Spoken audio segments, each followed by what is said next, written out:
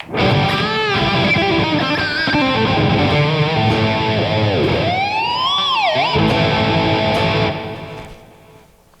here, check it out. It's a Kramer. Where is it? I actually call it the Kramer Skankenstein. I put this guitar together, can you hear me? Sorry about that. I put this guitar together a long time ago and have planned it far away. I was probably like 16 or 17, something like that. And I had a Kramer Pacer at the time, which there's a long story behind this guitar. It involves Steve from Boston. We'll get into it down the road. But that has a special neck on it. There's a lot of unique things about that guitar along with its history. But getting back to this, I had that guitar at the time, or something similar to it. Long story. But I needed a backup guitar. I needed another guitar. And you know, when you're 17 years old, you don't have a whole lot of money to buy stuff and get things together. I mean, back in that time, I think, you know, a brand new American Kramer was maybe like $900 to $950. A lot of money back then for 1988 or 89, whatever year that was. So this is all pre-internet. You know, PCs weren't even a big thing at that point, I guess. But there was a thing everybody would go to called the WANAD. And luckily, one of my friends had this body, or a guitar. I think it was a Memphis guitar. I'm not too sure. I remember it had a rosewood fretboard, and the headstock said, I think was it Memphis, even had like the zebra striping at the top. This used to be a lot whiter, but over the years it's really yellowed. I'll kind of get into the whole hacksaw look of it. But for some reason he had ended up getting that guitar off somebody. It was a real like cheap guitar, probably in the same realm of a Hondo or something really low cost, you know, almost like say a beginner's guitar. And I needed an extra guitar, and I don't know if he gave it to me or sold it to me for next to nothing. So I was excited. I had a body, and it had like a mirror pick guard. It looked so bad 80s, if you want to call it, like, you know, the kind of guitar that's going to attract a 12-year-old kid at a guitar store. You know, because you know, the zebra look and the pick guard. So I managed to get the body, and the neck on there I didn't want, and so I ended up going to the WANAD, and I think that's how I got this neck. And you know, you'd be searching around, you know, you drive 100 miles to go get a part from somebody or something. So ended up getting my hands on the neck, and at that time I paid like maybe $150 or $200 for the neck. Necks were really, you know, it was kind of expensive, especially when you're young. And so I got my hands on the neck, and then I wanted a Floyd Rose on the guitar. And this is, I'll put closer pictures so you can see, but this is a Floyd Rose made of different parts. I'm not sure if I went to the Instrument Service Center in Boston, and Wolf used to sell, he's one of the techs, he's a great tech, he's still over there. I'm not sure if he ended up selling me parts, or somehow I got a Floyd that was missing a couple of saddles on there. I don't even know how I got it. And so, because on here, like, there's some different colored saddles you'll see in the picture. And so I got parts for it. Now I had to have it mounted to the body, and I didn't have a clue on how to do any of that stuff. I mean, they didn't really talk about that in the guitar magazines. There was no YouTube. There was really nowhere to go. But I would always go to my local guitar store, Norfolk County Music. That's where Steve from Boston worked.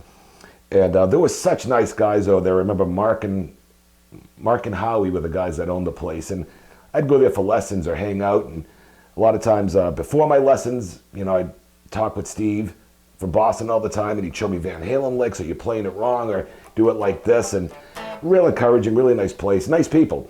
So one of the guys that worked there, I brought this in, and to install the Floyd, it was going to be like, I don't know, $200. It was a lot of money to have the Floyd installed. And I was kind of working on a real budget. So what he did was, somehow, I don't know if I got the neck first or the Floyd first, but whatever they did was, he made the measurements of where the posts were supposed to go for the Floyds. And this is before, like now, the Floyds have the little cup link, and then you have the Allen wrench that does it. Back then, it were just 2 screws that would go directly into the body.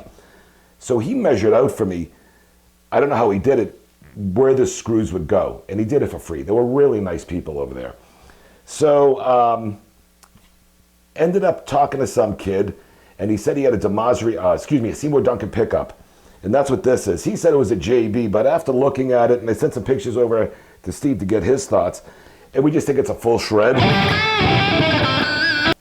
So at least I had the two holes where I was going to put the screws in for the Floyd. Ended up getting this pickup, which sounded really nice. I mean, I didn't know how it was going to sound at the time. I just wanted a pickup.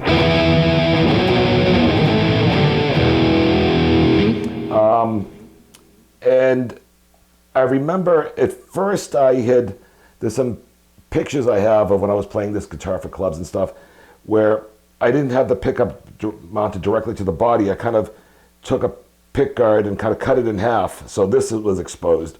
But then later on, I ended up just kind of doing like Eddie did with his Frankenstein, just looking at pictures. You kind of just watch and learn and figure things out yourself. And just put some sponges or whatever underneath to screw it right to the body. And I ended up just taking the neck. There were some holes on it, but I didn't know if they lined up. So I just real slow, which was really stupid to do at the time, but it worked. Screwed the neck onto the body, and then got the 2 screws for the Floyd, put it in there, and put the Floyd, and then had to adjust it, and it was kind of like trial by error. And when I did end up putting the Floyd on, it was so flat, right on the body, flush with the body, that you couldn't pull up or anything. And obviously at that time, everybody was a fan of Steve Vai, and he had the gem and stuff like that. But then there were other pictures of guitars that he had used where he had like some handles, and they weren't Ibanez guitars, but he had like handles. And I thought it'd be kind of funny to put a handle to look cool, you're young, like that. I'll try to look cool with one hand playing or something like that. Sorry about this. So I had worked at Sears at the time, and they had like a whole second floor of like machinery that they would use to build things. And so I remember I went there one day after work, and I cut a hole into here, into the body. Really, really rough. I mean, just, I'll put some closer pictures up. And then I figured, well, there was a bandsaw there, and I always, some of the guitars, I played in the past, maybe because I had lower guitars, or, you really couldn't play a whole lot at the past, the 22nd, up to the 22nd fret. So I ended up taking the bandsaw and making this a little bit deeper. And, I don't even know the kind of wood that this guitar is, because I'll put a better picture. You can't see it from the camera, but it just seems like it's layers of glued plywood, and then they put, a shell on it. But once I got everything together, and one of my neighbors had a soldering gun and took forever, and figured out how to at least get the humbucker to the volume to the input. Ended up sounding great, and I think after I got everything together, I brought it back to Norfolk, and I don't know who it was over there. They were just so nice. They intonated it for me, because once I got the Floyd on. Oh, and one thing I forgot to mention is I talked about earlier, the Floyd was so flush with the body. I didn't want to have to put a shim in the neck, because at this point I did not want to take this neck off, because once I got it on, without drilling it, I just kind of, like I said, just kept screwing it slowly. I ended up taking the Floyd off. I took a marker, went around it, or traced it, and when you're young, you do crazy things. I didn't have a router or anything like that, so I took a hammer and a screwdriver and just kind of chiseled out the back, because I saw whether it was the gem. A lot of those, actually, the Ibanez RGs had the routed out or recessed underneath the Floyds, and I kind of wanted that, to pull up. And a lot of other Floyds, like if you got a Kramer or something like that, you could pull up a little, but since I had the whole thing recessed,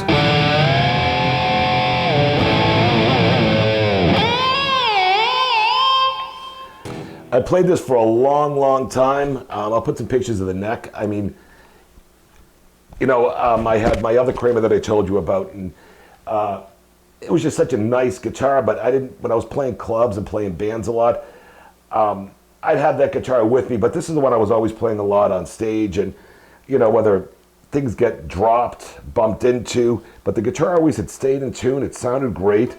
Even when we made some demos with the band I was in at the time, this was really my main guitar for a long, long, long time.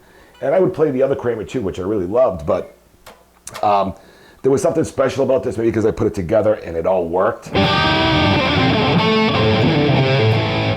And obviously at the time, you know, there's nowhere to Google. You ask people, you know, whether other guitar players you know or people at the guitar store. You look in guitar magazines, and you know, based off of some pictures I saw of what, like Eddie's Frankenstein, I was like, oh, I can make mine kind of like his in a sense, where I had this on here and put the pickup on here, and it looks crazy, but you know, it's a comfortable guitar. And probably to somebody else, it's probably worth nothing, but I would imagine everybody has a guitar or two that, you know, you're going to get nothing to trade it in. I mean, even with parts, the Floyd Rose, I mean, everything on this is really old, but it's all intact.